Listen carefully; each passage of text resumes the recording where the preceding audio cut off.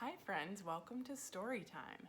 Today we are going to be reading one book, a really funny book, and we are going to be practicing the skill summarizing. Summarizing can be so confusing, and so we're going to talk about an easy trick to help you with summarizing. But if you're not into summarizing because you're a little guy, which is okay, we are going to still be reading a very funny book called Rhinos Don't Eat Pancakes. Have you read this book? Did you know rhinos like pancakes? This rhino does anyway, but this rhino is also purple, so we can figure out already that this book is a little bit silly. So Rhinos Don't Eat Pancakes by Anna Kemp. Do you ever get the feeling that your mom and dad aren't listening to a word you say? You do? Then you are just like Daisy. Her mom and dad never listen. Daisy could tell them that their hair was on fire or that the dog had eaten the mailman, but they would just nod and say, "That's nice, dear," or "Tell your gran," or "Can't you see I'm on the phone?" So when one day Daisy had something really important to say, guess what? Nobody listened. So this is what happened. Daisy was eating her breakfast when a big purple rhino strolled into the kitchen. That's right, a purple rhino. It was as big as a bus and purple as a plum. It was also hungry, so it took a chomp of Daisy's pancake and went upstairs. What would you do if a rhino walked through your kitchen and ate your pancakes? Mom, Daisy called, "There's a big..." "Tell your dad," said Mom. "He'll catch it in a mug and throw it out the window." What is she saying? She's thinking it's a bug. Dad, said Daisy, there's a huge..." "Shh," said Dad. "The spider can wait." "It's not a spider," Daisy shouted. "It's a big purple rhinoceros." But as usual, nobody listened. Meanwhile, the rhino made himself right at home. Daisy saw him in the hall and glimpsed him in the yard, a rhino tushy. She spied him in the bathroom. But every time she tried to tell her parents, they'd say, "Shh, Daisy, can't you see we're busy?" Daisy's parents were busy all week. So Daisy began to talk to the rhino instead. Soon they became good friends. They played ring toss and made pizza together, and the rhino tickled Daisy until she thought she'd burst. But Daisy's parents didn't notice. Until the pancakes ran out. "Who ate all the pancakes?" yelled Dad, looking straight at Daisy. "It was the rhino," she said. "Rhinos don't eat pancakes," said Dad. "This one does," cried Daisy. "I saw him in the kitchen." "A rhino?" said Mom. "In the kitchen?" said Dad.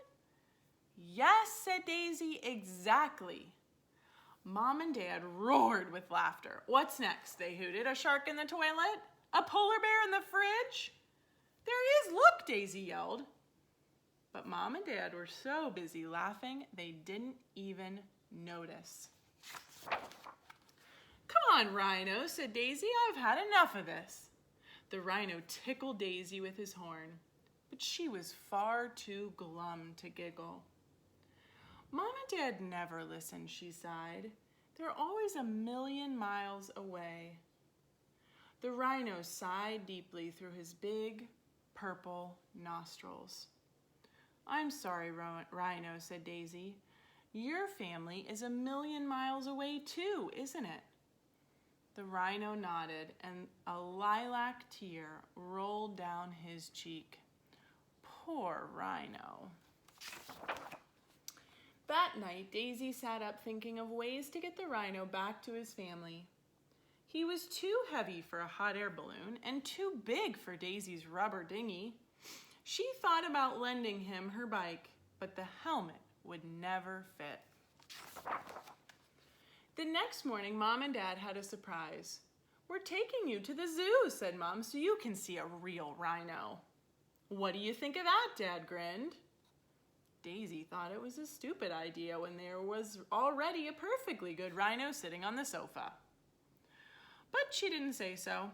What was the point? Nobody would listen. At the zoo, Daisy saw yellow giraffes, bright red parrots, orange and black tigers, and grass-green snakes.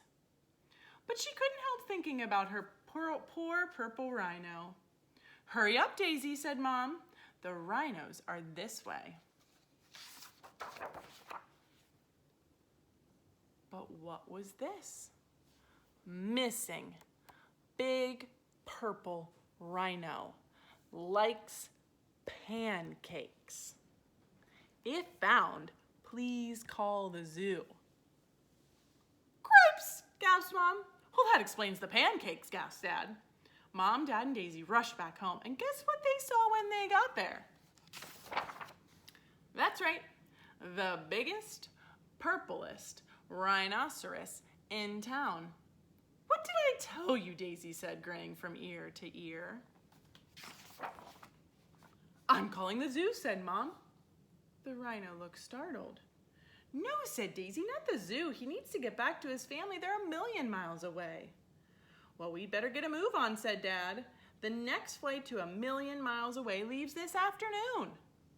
The rhino packed his suitcase while Daisy found his hat. Then they all pushed his big purple bottom into the back of the car and drove to the airport. "I'll miss you," said Daisy as the rhino boarded the plane. The rhino gave her a big purple hug. He would miss her too. Back at home, Daisy began to feel lonely again. Who would listen to her now? But little did she realize that everything was about to change. What was going to change? What was Daisy's problem in the beginning? "Tell us about the rhino," Daisy said, Mom. "Yes," said Dad, "tell us about the big purple pancake-eating rhino." So Daisy told them about the ring toss and the pizza and the tickles, and guess what? They listened and listened until she had completely run out of words. It was wonderful. "Is there anything else you'd like to tell us?" asked Mom as she tucked Daisy into bed that night. Daisy looked out onto the landing. "No, that's all for now," said Daisy, smiling. Night-night. The pink polar bear would have to wait until tomorrow. Okay, did you like that story? That's a good one, isn't it? Okay, so summarizing means if you finish story time with me and someone asked you, what was the story about that you read? You would have to tell them the important parts of the story, okay? But sometimes when we're learning how to summarize, we're not sure what the important parts of the story are. So I have this fun little trick, okay? So you can take 2 pieces of like computer paper, okay? And you put them together, but you put one just a little bit higher than the other, and then you fold them over. You might need help with that, okay? But it makes a little flip chart. You see my little flip chart? So on the first one it says first, next, then, last.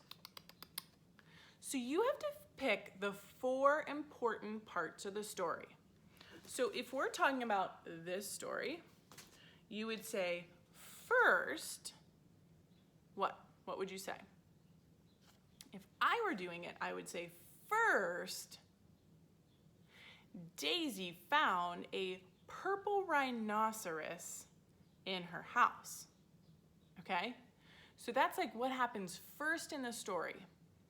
And when you're doing this at home, if you can write, I want you to write and then illustrate it up top, okay? If you can only illustrate, I want you to just illustrate, okay? So first, Daisy found a purple rhinoceros in her house. And it doesn't matter how you spell, I just want you to do your best. Next, she tried to tell her parents, but they wouldn't listen. So the next is always the problem of the story, okay? So it's the problem of the story. So first, Daisy found a big purple rhinoceros in her house. Next, she told her mom and dad, but they wouldn't listen. Then, she became friends with the rhino because what else could she do, right? And the rhino was a really cool friend. Last, her parents finally listened when they went to the zoo. So first, Daisy found a big purple rhinoceros in her house. Next, she tried to tell her mom and dad, but they wouldn't listen. Then, she decided to become friends with the rhinoceros. Last, her parents finally listened when they went to the zoo and saw that the rhinoceros was missing.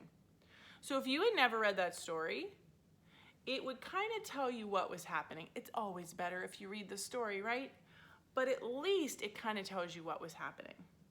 So if you have to do some summarizing for school or just for fun, this is a really fun little flip chart. So then you would write and illustrate, flip it up, write and illustrate, flip it up, write and illustrate, and then the same thing at the end. And then you have a cool little flip chart that goes with the book, okay? So thank you for practicing summarizing with me today and reading this really fun and silly book. And I will see you next time. Have a fun day. Bye-bye.